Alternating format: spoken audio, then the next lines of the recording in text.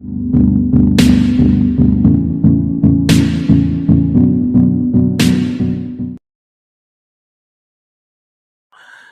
का जब पालन पोषण यहां मेड़ता के अंदर हुआ था, दुद्धा जी जो थे भगवान कृष्ण के बहुत बड़े भक्त थे। किसके भक्त थे? तो घर में जैसा माहौल होता है वैसे बच्चे हो जाते हैं ना। अपने घर में शिव जी की पूजा हो रही है तो अपना शिव जी के प्रति अट्रैक्शन रहेगा, विष्णु की पूजा हो रही है विष्णु के प्रति। अब मीराबाई के घर में कृष्ण भगवान की पूजा हो रही है तो मीराबाई को कौन से भगवान अच्छे लगेंगे? कृष्ण। तो टाबर थी तभी अपने दादाजी के साथ में मंदिर में जाया करती थी। एक दिन दोनों मंदिर से पूजा करके दादा पोती बाहर निकल रहे थे और इतने में वहां से एक बारात निकल रही थी। बारात निकल रही थी तो राजा रुक गए, राजा दुद्धा जी राजा थे वहां के, रुक गए, बारात निकल जाए फिर चलेंगे अपने घोड़े वोड़े लेके। तो मीराबाई ने बच्ची थी तो स्वाभाविक उत्सुकता से पूछा कि ये इतने लोग क्यों इकट्ठे हो गए, ये क्या है आज भाई? तो उनका ये आज बारात जा रही है। किसकी बारात जा रही है? घोड़ी पे दूल्हा बैठ के जा रहा था। तो ये देखिए जो घोड़ी पे बैठा ये दूल्हा है। नए कपड़े क्यों पहन लिए इसने? इसकी शादी है आज। किससे होगी इसकी शादी? नाम बताया, वो फलाने जो दीदी है उनके साथ शादी होगी। यूं बच्ची ने पूछते पूछते पूछ लिया मेरी भी शादी होगी? तो कहा हाँ तेरी भी शादी करेंगे। मेरा दूल्हा कौन होगा? तो दादाजी को लगा यार अब बच्ची को क्या जवाब दिया जाए कि होगा तेरा भी कोई दूल्हा होगा। नहीं मुझे अभी बताओ कौन होगा। तो उन्होंने लगा क्या नाम लिया जाए। तो भगवान कृष्ण के सामने खड़े थे तो कहा ये है तेरा दूल्हा। मीराबाई इस बात को सीरियस ले गए। मीराबाई भगवान कृष्ण को अपना पति मानते थे। शादी हो गई, यहां मेड़ता रहे तब तो ठीक है, भगवान कृष्ण वाला माहौल था, घर के अंदर पूजा करते रहे। शादी करके जब मेवाड़ गए तो मेवाड़ वालों में तो भगवान कृष्ण का इतना था नहीं, वो एकलिंग नाथ की जय बोलने वाले लोग सारे के सारे वहां पे। पर मीराबाई ने जाके भोजराज जी को कहा, अपने पति भोजराज जी कहा कि भाई देखो मेरा सांसारिक दीन दुनिया में कोई लेना देना नहीं है, मेरा इस संसार में कोई मन भी नहीं लगता है, मेरा एकमात्र मन लगता है तो कृष्ण की भक्ति में लगता है, मेरा तो गिरधर गोपाल दूसरों ना। तो मैं ये कृष्ण भक्ति करना चाहती हूँ, क्योंकि अब संसार में जन्म लिया एक मानव के रूप में आई हूं, इसलिए शादी ब्याह ये सब काम भी करना ही है, लेकिन फिर भी ये कोई गृहस्थी मेरे संसार में मेरा कोई है नहीं विश्वास ज्यादा। भोजराज बहुत भले आदमी थे, भोजराज जी ने कहा कोई दिक्कत नहीं, आप तो अपने भगवान की भक्ति किया करो, आपको इन सांसारिक चीजों में पड़ने की भी आवश्यकता नहीं। तो उन्होंने खूब सपोर्ट किया मीराबाई को। इवन कहते हैं कि भोजराज का साथ वाले दोस्तों ने यूं कहना शुरू कर दिया कि यार भोजराज तुम्हारी जो पत्नी है वो तुमसे तो कम प्यार करती है और भगवान कृष्ण से ज्यादा प्यार करती है। पत्नी अपने पति को प्यार करे पर वो तो यार भगवान कृष्ण को प्यार करती है। भोजराज जी ने दिन उसके कहा कि यार तुम ये भी तो देखो कि मेरी पत्नी से प्रेम के मामले में मेरी टक्कर डायरेक्ट भगवान कृष्ण से है। यदि मैं जीत गया तो भगवान कृष्ण को हरा जाऊंगा, और हार गया तो भगवान ही तो जीते हैं। कोई आनिए बानिए से तो प्यार कर नहीं रही, डायरेक्ट भगवान कृष्ण से हो रहा है यार, अपने टक्कर उसको दे रहे हैं, इसके अंदर क्या बड़ी बात हो सकती है। तो अटूट ही प्रेम किया था उन्हें। तो राजस्थान की राधा कहते हैं हम, क्या कहते हैं? भोजराज जी की जल्दी डेथ हो जाती है, 1522-23 के आसपास में भोजराज जी की डेथ हो, सांगा से पहले ही भोजराज जी की डेथ हो गई। मध्यकालीन रीति रिवाज क्या कहते हैं कि मीराबाई को सती होना चाहिए, पर सांगा बहुत भले आदमी थे, सांगन का नहीं नहीं भाई भगवान की भक्त महिला है, किस बात की सती, आप अपने पूजा अर्चना में ध्यान दो, कोई दिक्कत नहीं है हमें। तो मीराबाई सांगा के जीवन काल में अपने वैसे भगवान भक्ति में लगे रहे। सांगा जब मरे तो मेवाड़ में राजा बने रतन सिंह, रतन सिंह बनते, रतन सिंह राजा बने तो वापस मीराबाई का चलता रहा, उनका अपने देवर से कोई क्लेश नहीं है।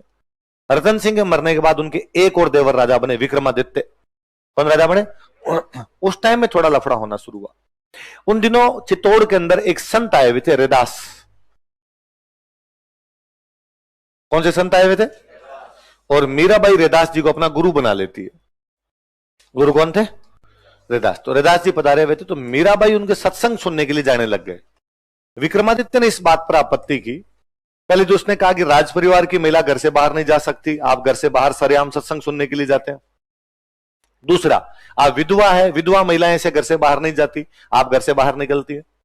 तीसरा, रैदास जी दलित जाति के व्यक्ति हैं, इनको आपने अपना गुरु बना रखा है और आपको ये सारे काम छोड़ने पड़ेंगे, आपको घर के अंदर बैठना पड़ेगा, आप ऐसे बाहर नहीं निकल सकते।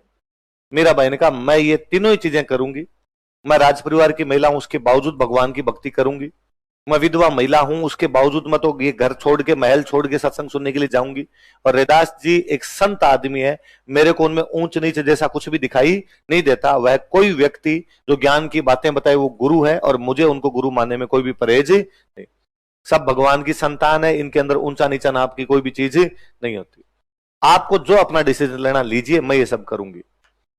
मुझे लगता है दुनिया में पहली महिला मीराबाई रही होगी जिन्होंने कहा होगा माई लाइफ माई चॉइस। आप कभी इमेजिन कीजिए इन चीजों को कि उस महिला ने एक साथ कितने टेबू तोड़ दिए थे।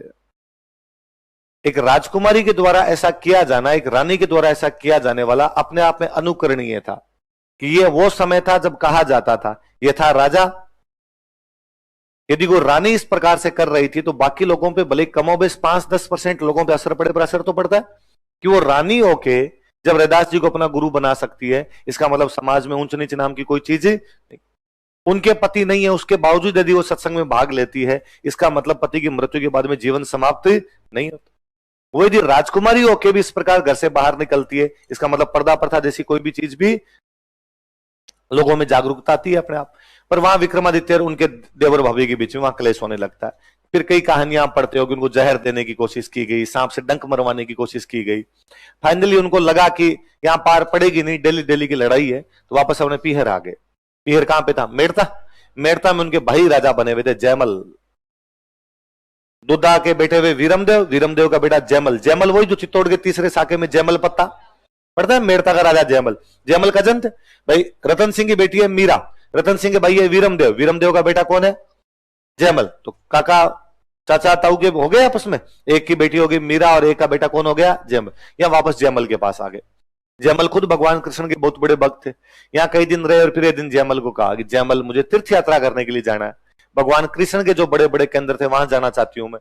वृंदावन जाऊं, मथुरा जाऊं, गोकुल जाऊं, द्वारका जाऊं।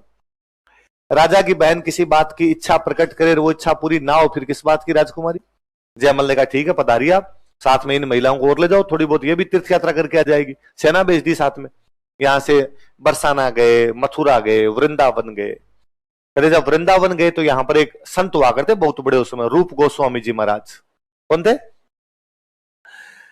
मीराबाई जब वहां पहुंचे मंदिर के अंदर तो कहा कि भाई रूप गोस्वामी जी महाराज को बुलाओ और पूजा करें यहां पर आके। रूप गोस्वामी जी महाराज वहां पूजा अर्चना किया करते थे। रूप गोस्वामी जी महाराज ने उन दिनों में कसम खा रखी थी कि मैं किसी भी महिला का मुंह नहीं देखूंगा। तो वो सुबह सुबह पूजा करने जाते, तब पर्दा लगा के पूजा करते, चुपचाप अपने कमरे में आके बैठ जाते। फिर मंदिर में महिलाएं भले आ जाओ, पर वो कहते मैं जब तक पूजा करूं कोई भी महिला आनी नहीं चाहिए। मीराबाई गए तो मीराबाई ने कहा भाई रूप गोस्वामी जी को बुला के लाओ। तो गए जाके और जाके रूप गोस्वामी जी को कहा कि भाई मीराबाई आई हुई है और आपको पूजा के लिए बुला रही है। उन्होंने वापस कहा कि भाई मीराबाई को जाके कह दो कि मैं किसी महिला का मुंह नहीं देखता, इसलिए मैं नहीं आऊंगा। मीराबाई को आगे चले चपाटों ने कहा भाई नहीं आना चाहते। उन्होंने कहा रूप गोस्वामी जी को मेवाड़ की रानी आई है, मेड़ता की राजकुमारी आगे पूजा करे चुपचाप।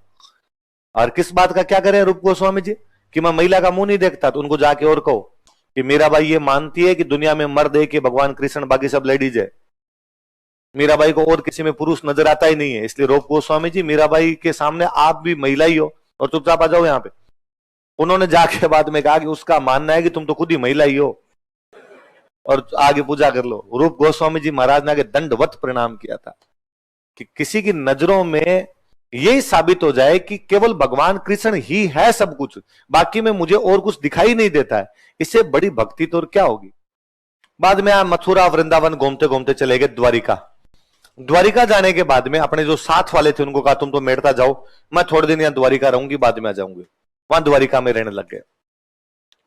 कई दिन जब हो गए तो जब मीराबाई नहीं आए, उस साल मेड़ता में बहुत भयंकर अकाल पड़ा। 1533-34 के आसपास की बात है। मेड़ता में भयंकर वाला अकाल पड़ गया। अकाल पड़ गया तो जयमल पंडित जी के पास गए किसी, और जयमल ने पंडित जी को जाकर कि पंडित जी अकाल पड़ गया, क्या कारण है, कोई तरीका तो बताओ, बरसात हो, लोगों की खेती नहीं होगी, किसान भूखे मर जाएंगे। पंडित जी ने जयमल को कहा कि जयमल जिस जगह को छोड़ के मीराबाई चली जाए वहां भगवान राजी कैसे होंगे? तो मीरा को वापस बुलाओ, भगवान वैसे ही राजी हो जाएंगे, बरसात वैसे ही हो जाएगी। जयमल को भी याद आया कि यार बहन को गए हुए कई दिन हो गए, वापस बुलाना चाहिए। 5 पंडित जी भेजे कि जाओ द्वारिका से मीराबाई को वापस बुला कर लाओ। वो जिद करेंगे मैं नहीं चलूंगी, पर मुझे नहीं पता कैसे न कैसे करके उनको वापस लेके आना है। पंडित जी गए, उन्होंने मीराबाई जाकर कहा भाई मीरा वापस पधारो, जयमल आपको वापस मेड़ता बुला रहे हैं। उन्होंने कहा कि नहीं, अब अंतिम समय नजदीक, अब ज्यादा जीऊंगी नहीं मैं, और मैं अब चाहती हूं कि भगवान कृष्ण के चरणों में मर जाऊं। तो आप वापस जाओ और आप वापस जाके जयमल को दो कि मीरा नहीं आ रही। उन्होंने कहा कि बिना आपको लिए वापस गए जयमल हमें नहीं टिकने देगा, इसलिए या तो आप चलो वरना हम तो खुद ही भूख हड़ताल पे बैठे हैं, आप मरोगे आपसे पहले हम मरेंगे। मीराबाई को लगा कि पंडित जी भूख हड़ताल पे बैठे मर गए तो ब्रह्म हत्या का पाप और लगेगा फालतू, ब्राह्मण मरने का पाप तो डायरेक्टली नरक में भेज देगा, क्या किया जाए? तो मीराबाई ने उन पंडित जी से कहा कि पंडित जी रुको तो एक बार, जब आप इस जिद पे आगे भूख हड़ताल की तो मैं चलने के लिए तैयार हूं, मैं एक बार भगवान कृष्ण के हाथ जोड़ के आती हूँ, फिर आपके साथ चल लूंगी। ऐसा कहा जाता है कि उन्होंने शायद जाके यही हाथ जोड़े थे कि सांवरिया मैं जाना चाहती नहीं, जाऊंगी नहीं तो पंडित जी यहां भूख हड़ताल करके मर जाएंगे, अब तू कोई रास्ता निकालता है तो निकाल ले। ऐसा माना जाता है कि भगवान कृष्ण की मूर्ति में मीराबाई मिल गई थी, भगवान कृष्ण ने अपनी मूर्ति में खींच लिया था कि मीराबाई की मृत्यु उस मूर्ति में विलीन होने से हुई थी। पता नहीं क्या हुआ होगा क्या नहीं हुआ होगा, पर कहते हैं जब कई देर तक बाहर नहीं निकले तो पंडित जी ने और अंदर जो झांक के देखा तो बाकी पूरी मीराबाई उस मूर्ति में मिल गई थी, उनका दुपट्टा उस मूर्ति में सरकता हुआ जा रहा था। तो द्वारिका के रणछोड़ मंदिर में, कौन सा मंदिर है वो, भगवान कृष्ण की मूर्ति में कौन समा गई थी?